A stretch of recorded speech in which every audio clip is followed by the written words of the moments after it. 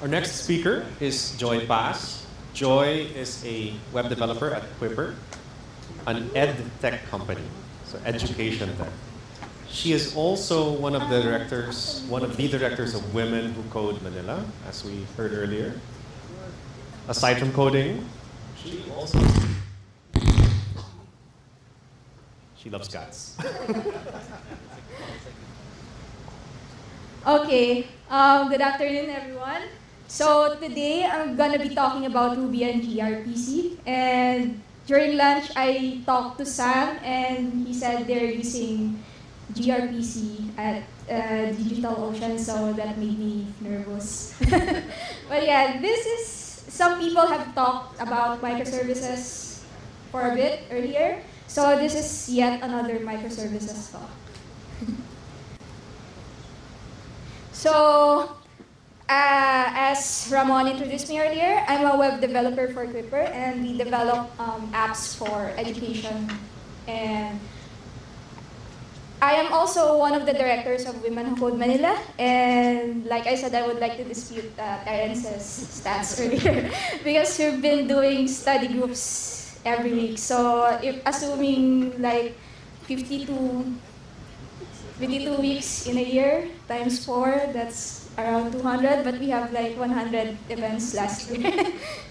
So, another thing about my surname, it's Paas, so it's not platform as a service. So, yeah, Mats tweeted last year that I should be hired by Heroku because my surname is Paas, but it's just a joke. And I love cats, so that's why I have a cat in my terminal. And also my name, Joy, is happy. And just a Filipino lesson. So, paa without S means foot. And so if you add S in English, it means many feet or feet. So, in a way, I am happy feet, but I don't know how to dance. And another thing, I am also an introvert, so speaking here in front of you is a big challenge for me, so maybe after this I'm gonna need to hibernate. So, let's go to the topic. So, since this is yet another microservices talk, let's start with the monolith versus microservices. So, I would like to compare a monolith to a studio type unit where a usual floor plan would be similar to this. So when you enter that area, everything is in that area. So the bed is there, you have the kitchen, you have the dining area, you have the TV there, and maybe only the toilet and bath is in a separate room. So yeah, all the different functions are in one big area. So, but in a house with many rooms, you can compare it to microservices because a usual floor plan could be like this. And there are many rooms, and each room is specialized in a different function. So you have a kitchen, you have a separate dining area, separate bedrooms, and separate living areas. So there's a separation of responsibilities. So like, you don't sleep in the kitchen, don't you? It's not the proper place to sleep. And to understand why we delve into the microservices versus monolith, I would like to introduce my company. So Quipper, we're developing educational apps. This is not an advertisement because, like I said, I just want you to understand why we're doing this. And since we're distributors of wisdom, it's not just in Manila or in the Philippines that we distribute wisdom or we provide our services. We provide our services in Japan, in Indonesia, Mexico, and other countries. And our monolith and the usual monolith would have structures similar to this. There's a front-end client, there's an API, of course, we use Ruby Ruby on Rails since we're in the Ruby conference. And we use MongoDB for our database. And since we have a lot of services, we actually have a lot of monoliths. So like here, it's because we have some of our services are catered to teachers. So we have client and API for teachers, for students, etc. But they are all based in a single big code base called the schema, which accesses the database directly in Ruby. So our problems with this is that the code base is getting a lot bigger. So we started as a startup. When I joined 4 years ago, we're still a startup. So the code base was still manageable, but 4 years later, with a lot of services, it got a lot bigger than expected. And the services we provide can be very localized depending on countries. So for example, the service that we provide here in the Philippines might be different from the services in Indonesia or Japan because the needs are different in each market. And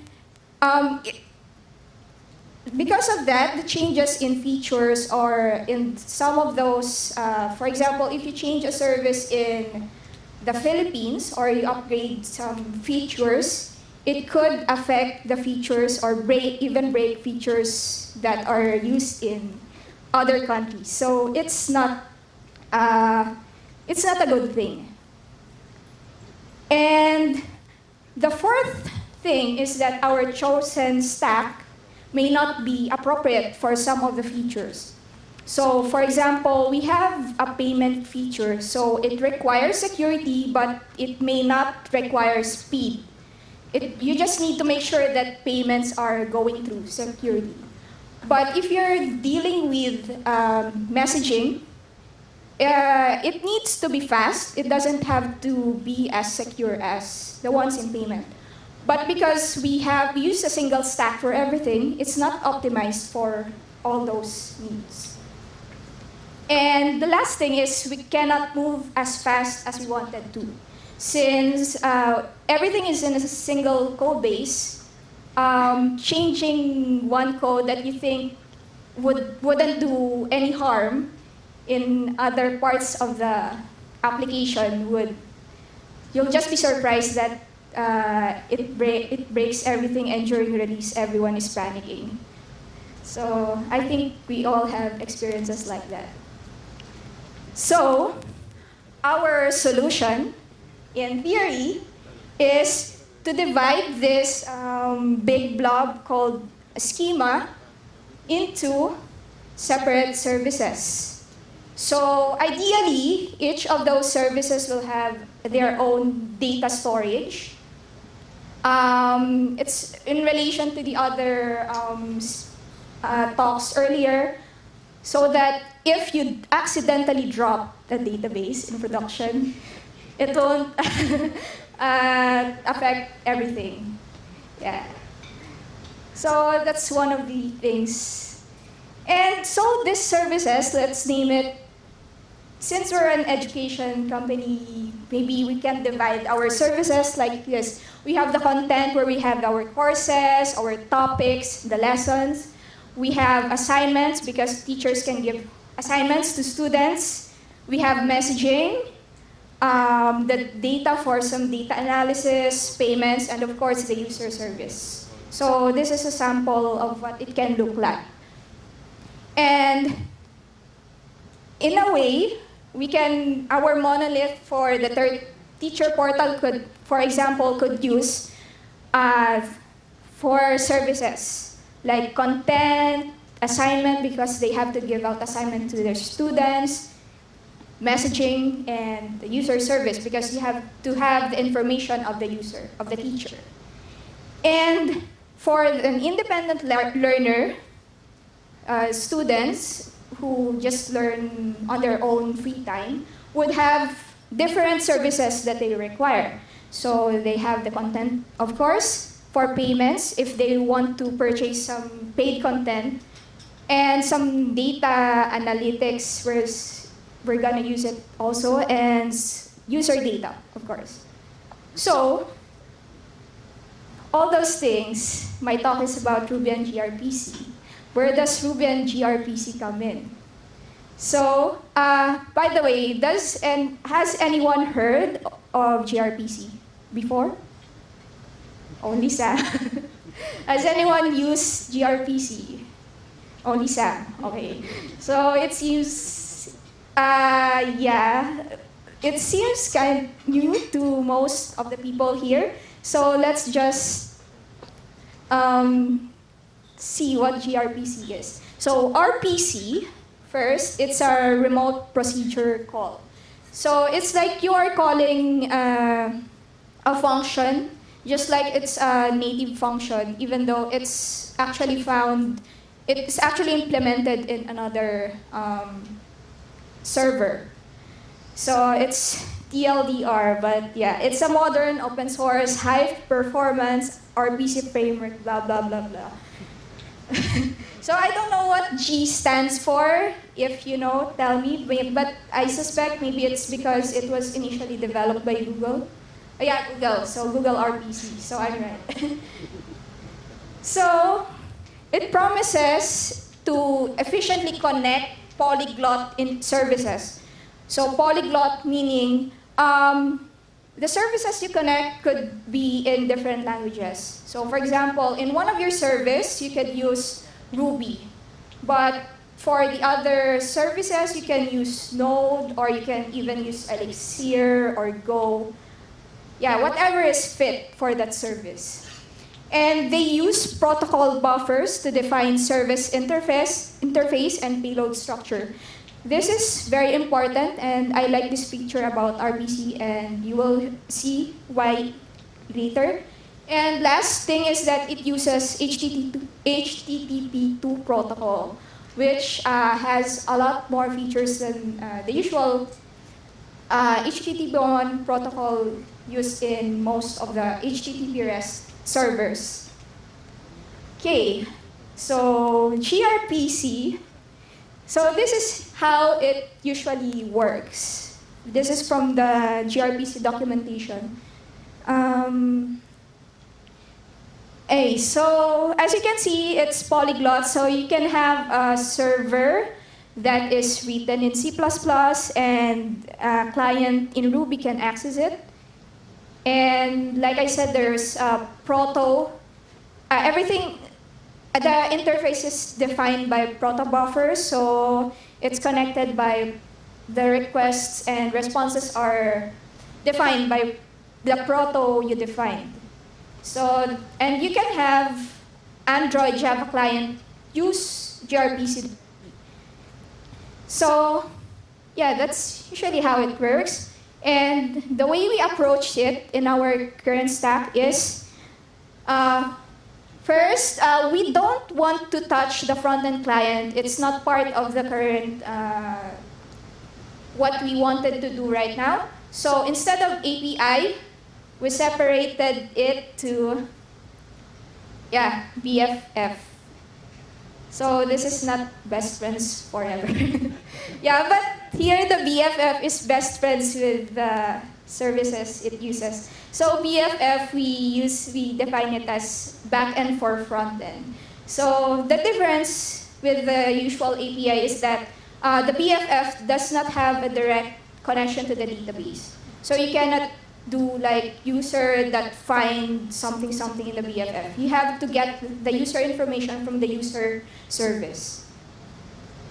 So the reason why we retain the JSON REST interface between client and the BFF is, like I said, we don't want to change the front-end client. So it's as is. So let's see some code, because we're all devs here, we want to see some code. And for the proto, this is used to define the interface. So for example, we have a service, let's say content service. So in our content service, of course, you need to check the topic and for example, the courses that are available to the teacher. So, like in a usual REST API, maybe to get a topic, you just need its ID. So you're just saying that the request just needs one thing, which is the ID. Okay? And same with the course, you just need an ID.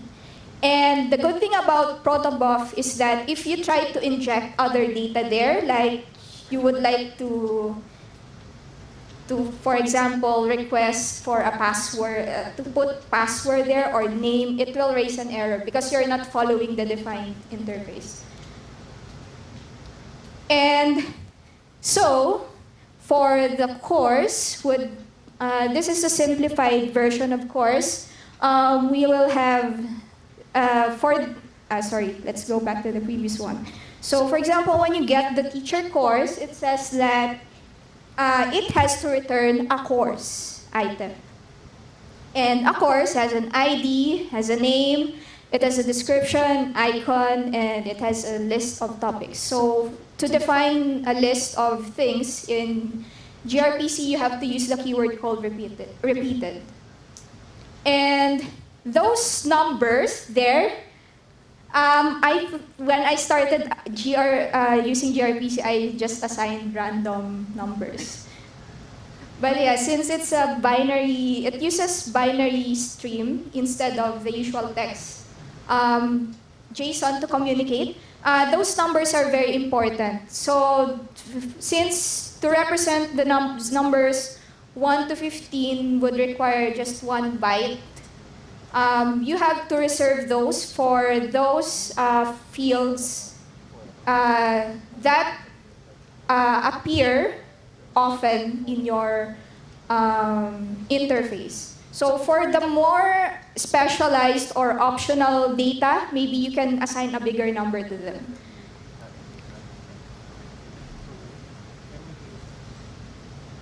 Okay.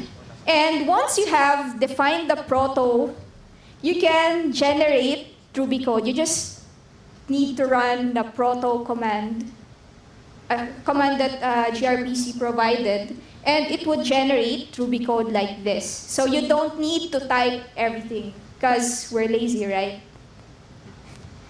Yeah. And just from one proto file, if we want to use Go in another service, you can also generate Go code from the proto. And I apologize for showing non-Ruby code in Ruby conference, but this serves as a good example that just define the interface in one file, you can just generate it in other languages of your choice. And so, how do you access the endpoints or the services? So earlier, we have the getTeacher course. So in Ruby, you can just define it as a simple instance method. So the getTeacher course accepts a request, and the unused call, we use it for some other thing that we just, I just removed here. So of course, you will search for the course, and this is the thing that would, the content service is the one that will communicate in the database. So if it doesn't find it, maybe in Rails, what you will do is you return 404 not found, right? But in gRPC, it doesn't work that way. You raise the actual error, so raise bad status and status codes, then not found. So something like that. And then in this main part, you start the server and you assign some port. So right now we put the port as an insecure port because we're just testing everything we haven't deployed in production. But yeah, I heard from Sam earlier that SSL in gRPC is bad for Ruby. So let's see, we'll see how it goes. Okay, and in the client side or in the BFF part, this is the gRPC is accessed in the Rails controller, and you can just access it like like it's just in the same code base. So get teacher courses just acts as a normal, like a normal function. And remember we raised an error earlier that if the course is not found, it will raise a not found error. So here it's just rescuing it like it's just what do you call this? An error that happened in the same server. And this is the time when you render 404 error. Yeah, since it communicates with the front-end client. So, again, I apologize for the non-Ruby code. So this is how it can be implemented in Node.js Express. So, yeah, it's just to show that you can, with just the same interface in the server, you can also use it in other languages. So what did I learn from using gRPC? And so what I like about it, it is new. Well, I was expecting more people have heard of or used gRPC here. So since it's new, I think most people like new things, and being one of the people who to adapt early to this technology, it's I think it's also a good thing to learn ahead of the others. It is strict. Like I said earlier, if you try to define something in the protobuf, to add something that is not in the that you didn't define in the protobuf, you will get an error. And if the type is not does not, for example, if you try to put a string in an integer field, that would also raise an error. So, and in our benchmarks, it's faster than our normal JSON API, but it needs some verification more in the production.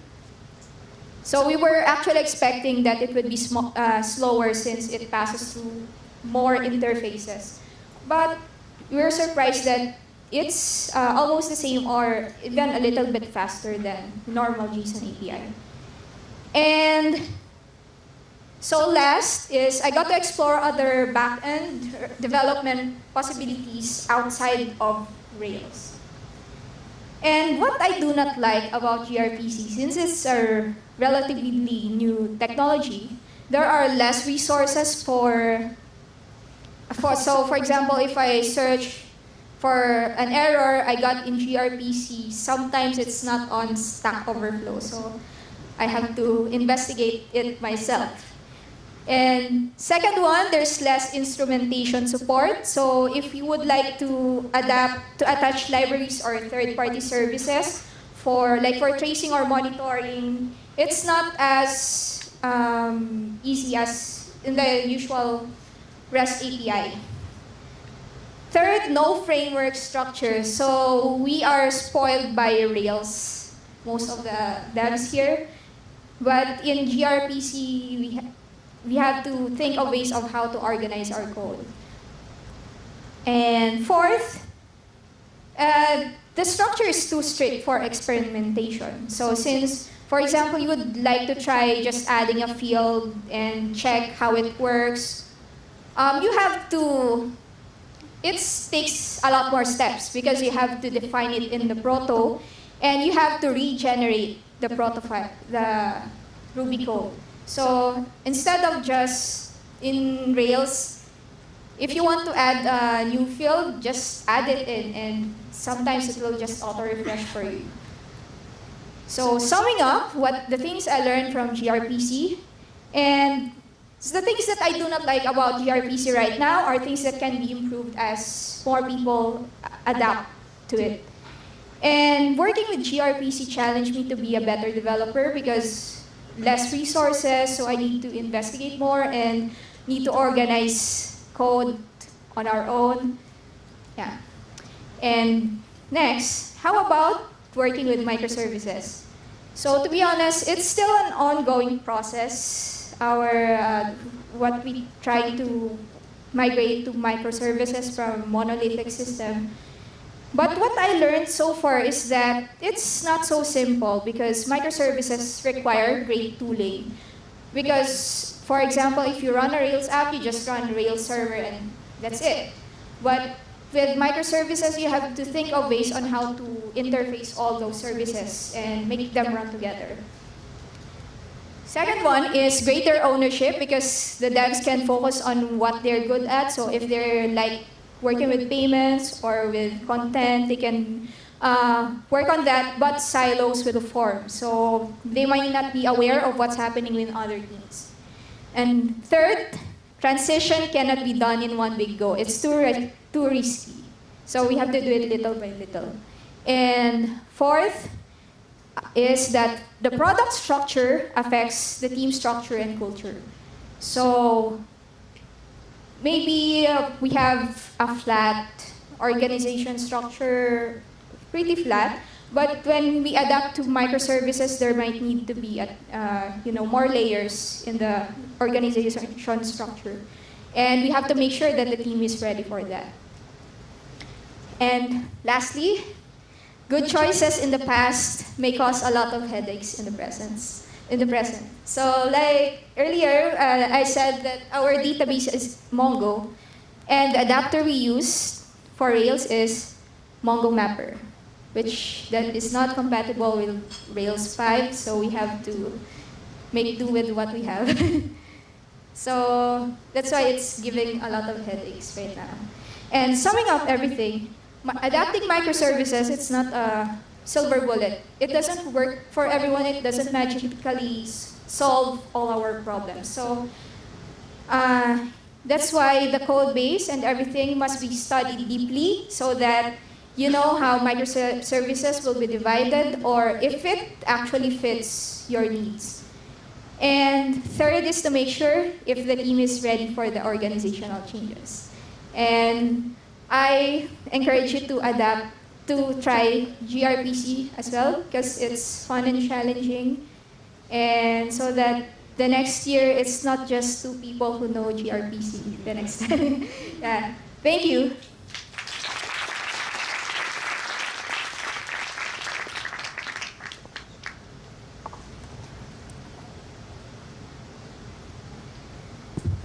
Thanks, Joy. Great talk. A quick question on the authentication that you're using between your microservices. Mm-hmm. I'm not talking about the client-side authentication, but new microservices get into the system. Mm-hmm. Do you have any sort of authentication between one microservice allowed to talk to others inside, or is it beyond that? Yeah. So as you saw earlier, maybe you saw the word this is an insecure connection. So right now we don't prioritize that because our microservices are running in Kubernetes, so it's pretty local and it's not exposed to outside yet. And we haven't deployed to production, but yeah, we're planning to add. No, I'm sorry, I didn't mean the SSL part. I meant like using tokens between microservices to ensure that they are authorized services. Do you have some thoughts on that? You all have not worked on it yet. Yeah, no, not yet. Okay, You no haven't worries. tried it. Thanks. Sorry. Hi, I really enjoyed the talk, by the way. Really nice. Got a question. It's my first time I heard about gRCP, but there's a similar tool like Drift by Apache. Mm-hmm. It's a very similar. You define things in the interface and then you work towards it. But my question is, isn't it too much hassle for the team? If you have a very few DevOps team, a small DevOps team, right? And bunch of developers working on different interfaces. Is it that really worth it aside from having just a plain HTTP REST API?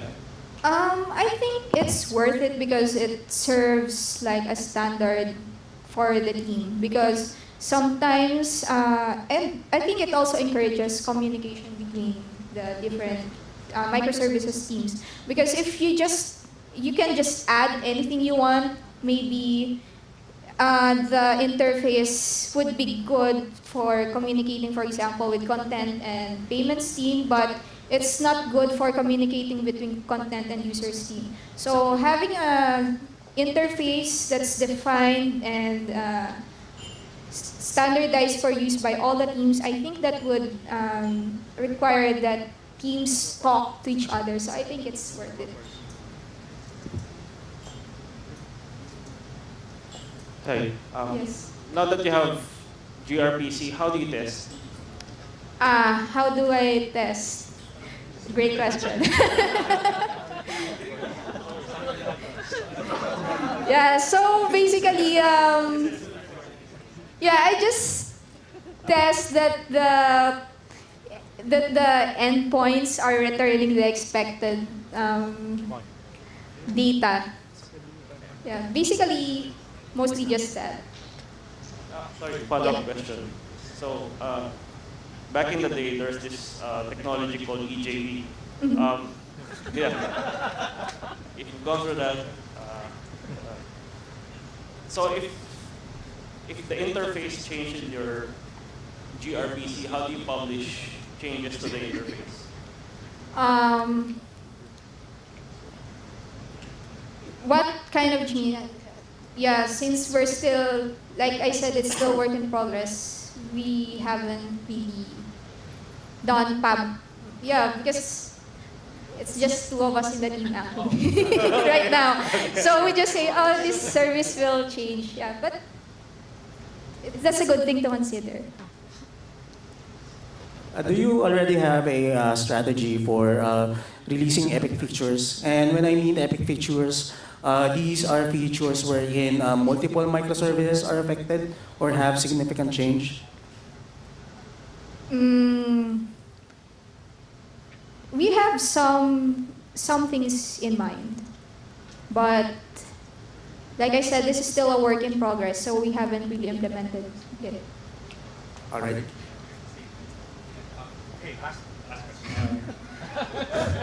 I think this is an easy one. So, would you recommend this approach for small teams, like for companies that are starting out with their code base? It depends on the needs because the usual trend is to start with monoliths, right? And go with microservices later. But I observed some of the small teams. For example, my colleague now said that they started from microservices from the get-go. So, like I said, it depends on your team. It's not a silver bullet. So you have to talk to the team if it's they can adapt to this kind of setup. Would you do it? Me? All over again? If you... Well, if it's just two people in the company, no. Yeah. Because, like I said, it requires a lot of tooling, and I'm a beginner in the DevOps part, so maybe not right now for me. Thank you, Joy. So Christopher has a few words.